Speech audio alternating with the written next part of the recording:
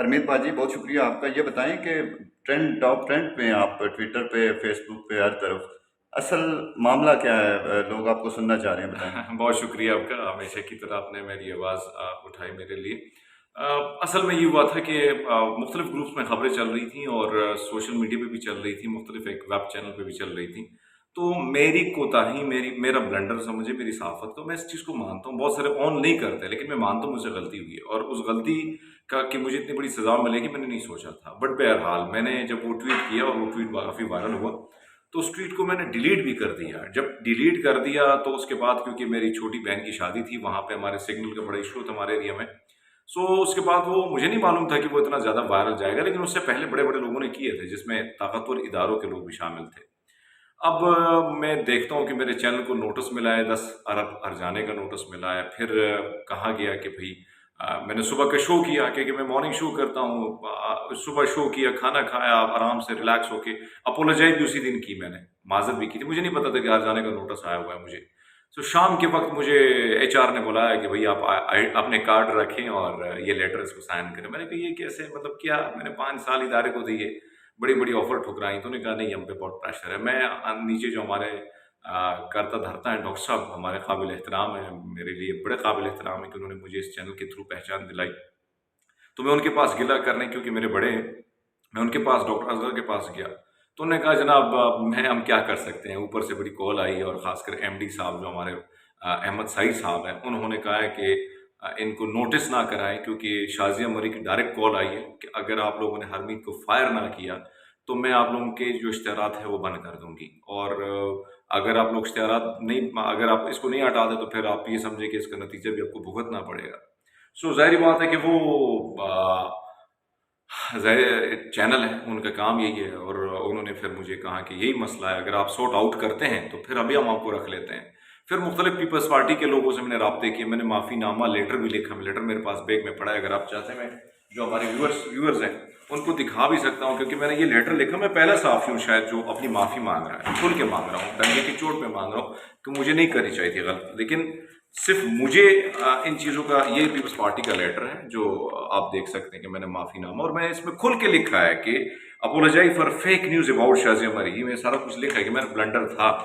लेकिन शाज़िया मरी साहिबा जो है वो हमारे लिए काबिल एहतराम है, खातून है और हमें अच्छा लगता है उनको सुनना, उनको देखना। बहुत सारे इंटरव्यूज़ मैंने भी उनके किए हैं। मैंने मुख्तलिफ ज़राए से, मुख्तलिफ सोर्सेज से, बड़े-बड़े जो साफ़ी हैं उनके के ज़रिए भी मैसेज कराए, कॉल कराई, लेकिन उनका सिर्फ़ एक ही कहना था कि अब इन पे पाकिस्तान की मीडिया के मैं दरवाज़े बंद करूँगी। अब मैं जो हूँ, मतलब इनको डायरेक्टली कोई आपका उनसे रब्ता हुआ है या सर लोगों के रेफरेंस से? डायरेक्टली तो क्यों, मुझे पहचानती नहीं है और शायद ज़ाहिर बात है मेरा फ़ोन भी वो ना उठाए, लेकिन मुख्तलिफ पीपल्स पार्टी के लोगों के ज़रिए, मुख्तलिफ बड़े पाकिस्तान के टॉप क्लास के जर्नलिस्ट के ज़रिए मैंने पैगाम भिजवाया कि आप मुझे माफ़ी दे दो। तो उन्होंने कहा कि नहीं, इसने मेरा जीना हराम किया, तो अब इसका जीना भी मैं हराम करूँगी। तो अब देखना ये है कि यार, मेरा आने का मकसद सिर्फ यही था कि पाकिस्तान का मुस्बत चेहरा मैं दुनिया में दिखा सकूँ, मैंने उसके लिए काम किया। माइनॉरिटी में इतना दम नहीं है कि वो आके इधर काम कर सके। डंके की चोट पे ये बात करता हूँ। बेचारे भाग रहे हैं, सिख आपके भाग रहे हैं, पर कल सुप्रीम कोर्ट ने उस पर ऑर्डर भी किया है। तो आपकी एक ही फैमिलीज मैं में ही भी था। दिन कबल, कुछ टाइम कबल आपके भाई को भी मेरे भाई कत्ल। का मर्डर हुआ, मुझे थ्रेट्स थी, जिसमें इमरान खान साहब जब वज़ीर आज़म थे उसने नोटिस भी लिया। तो ये सारी चीज़ें तो मेरे साथ हुई हैं। इवन मुझे अभी भी थ्रेट्स हैं, लेकिन अभी इस किस्म की चीज़ें आना पीपल्स पार्टी की जानिब से कि भई आप ज़मीन तंग करना या मालिक को इस तरह तंग करना कि आप इश्तिहारात बंद कर देंगे, आपको नतीजे भुगतना पड़ेंगे। तो यकीनन इस पे तकलीफ़ है, मुझे दुःख है। मेरी भी फैमिली है, मैं भी सर्वाइव कर रहा हूँ, मैं कोई वडेरा नहीं हूँ, जागीरदार नहीं हूँ, निगरान हुकूमत है, सरमायादार नहीं हूँ। और साख्ती तंजीमें, साख्ती कम्युनिटी है, कोई उनके लीडरान से कोई आपकी बातचीत हुई है, कोई प्रेस क्लब से किसी सर से मेरे तो बातचीत हुई है, या एक ही क्या लीडर कहेंगे? हैं, फाइनल शकील आप क्या करार कहना साहब, चाहेंगे? जो मेरे साथ स्टैंड ले रहे हैं और दीगर लोगों की भी कॉल आ रही है। तमाम तर सहाफ़ी इस वक्त ट्विटर पे मेरे साथ एक्टिव हैं, ऑन रोल हैं। लेकिन मेरी गुजारिश शाज़िया मरी साहब से जो हमेशा की है कि आप हमेशा मेरे काबिल एहतराम हैं और रहेंगी, ऐसा नहीं है।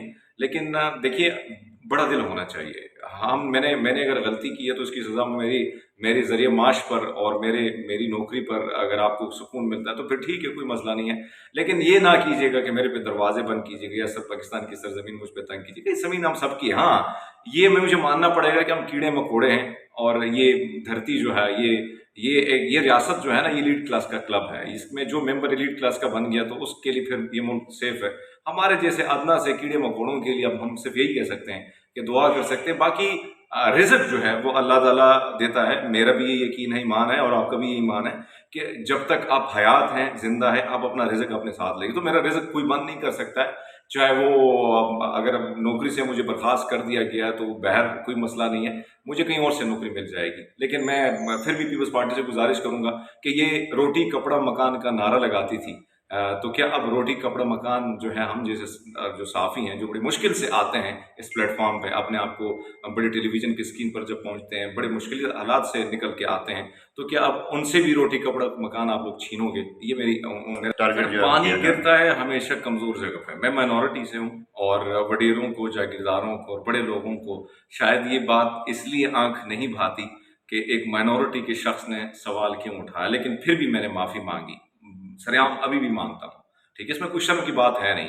मेरी ये रिस्पॉन्सिबिलिटी थी कि मैं तहकीकात करता, फिर खबर लगाता, पर मैंने गलती कर दी। बड़े-बड़े वज़ीर-ए-आज़म, बड़े-बड़े लीडर, बड़े-बड़े साफ़ियों ने ब्लंडर मारे। कभी उन्होंने, इवन उज़्मा बुखारी ने जो तोहमत लगाई, अपने भाई का मर्डर उस जो एंकर है उस पे लगाया है, तो क्या उसने माफ़ी माँगी? मैं तो माफ़ी माँग रहा हूँ कि मैंने गलती की है, लेकिन क्या वो जो बड़े, जो ताकतवर लोग हैं, उन्होंने माफ़ी माँगी है? क्या नोटिस उनको भी मिलेगा? क्या पाकिस्तान की ज़मीन उन पर भी तंग की जाएगी, या सिर्फ़ हरमीत सिंह पे? क्योंकि मैं अक़लियत से हूँ, मैं माइनॉरिटी से हूँ, शायद ये वजह है कि मैं सबसे ज़्यादा टारगेट हूँ।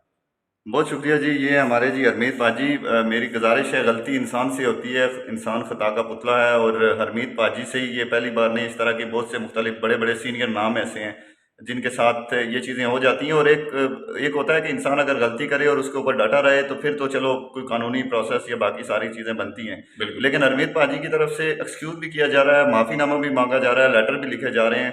मेरी भी तमाम जो सुनने वाले दोस्त हैं उनसे गुजारिश है कि शादिया मरी साहिबा से ये रिक्वेस्ट करें। ज़ाहिर है कि इनसे अगर एक गलती हुई है तो उसको ये तस्लीम कर रहे हैं, उसके ऊपर स्टैंड नहीं कर रहे, कि आप भी इसको दरगुजर करें। हरमीत पाजी हमारा बड़ा मुस्बत चेहरा पाकिस्तान का पूरी दुनिया को दिखाते हैं। आपसे यही रिक्वेस्ट है, और तमाम जो सहाफ़ती तंजीमें हैं, तमाम जो अपनी कम्युनिटी है, उससे भी गुजारिश है कि इस मामले में जो लीडरान हैं वो आगे आएँ और अपना किरदार अदा करें। बहुत शुक्रिया।